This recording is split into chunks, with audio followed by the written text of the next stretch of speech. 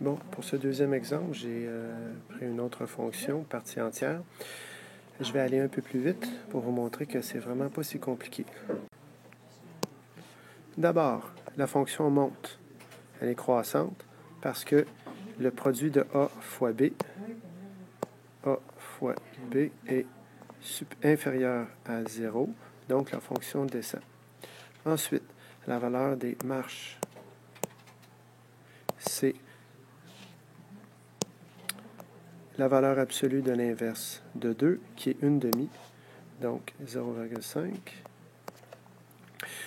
Et la valeur des contre-marches, c'est moins 5 demi, donc 2,5. Je peux tout de suite donc écrire moins 2,5 pour les contre-marches. Je peux écrire 2 pour la valeur du paramètre A, ce qui va me donner une demi pour la valeur des marches. J'ai ensuite moins 1 et 3, ce qui me donne le sommet. Alors, étant donné que les marches sont larges de 0,5, ce que je vais faire, c'est choisir une graduation qui est, par exemple, à une unité ici. Alors, je vais mettre 2 ici. Je vais mettre 3 comme ça. Donc, moins 1 ici. Moins 2 là. Moins 3 ici. Je vais y aller pour des graduations ensuite de 1 en Y. 1, 2, 3. Alors, je peux placer maintenant mon sommet qui est à moins 1, 3. Donc, moins 1, 3, c'est ici. Le sommet est plein. Comme le B positif, ça suit la forme de base, c'est-à-dire le rond plein est à gauche, j'y vais d'une demi et mon rond vide est à droite.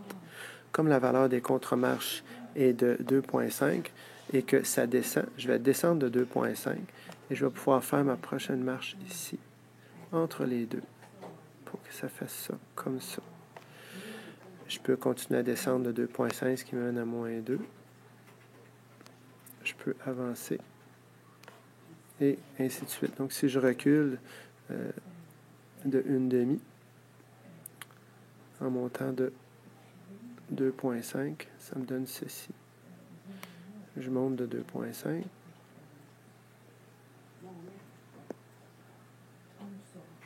Voilà, ici, on est à moins 2. Alors, c'est quand même assez rapide quand on maîtrise bien les paramètres. Alors, voici de quoi a l'air ce graphique. Alors, je récapitule. A fois B, c'est négatif, donc ça descend. A, c'est moins 2,5. En fait, 2,5, ça veut dire que j'ai 2,5 entre chaque marche. Alors, la graduation ici, c'est 1, 2, 3, 4, 5. Ensuite, le sommet est à moins 1, 3, donc moins 1,3. C'est un rond plein, et comme le paramètre B est positif, le rond plein est à gauche par défaut, et le rond vide est à droite. Ensuite, la valeur absolue de 2, c'est 2, et l'inverse de 2, c'est une demi, donc les marches sont longues de 0,5. On peut voir ici moins 0,5, ça c'est moins 1,5, ça c'est moins 2,5. Et voilà.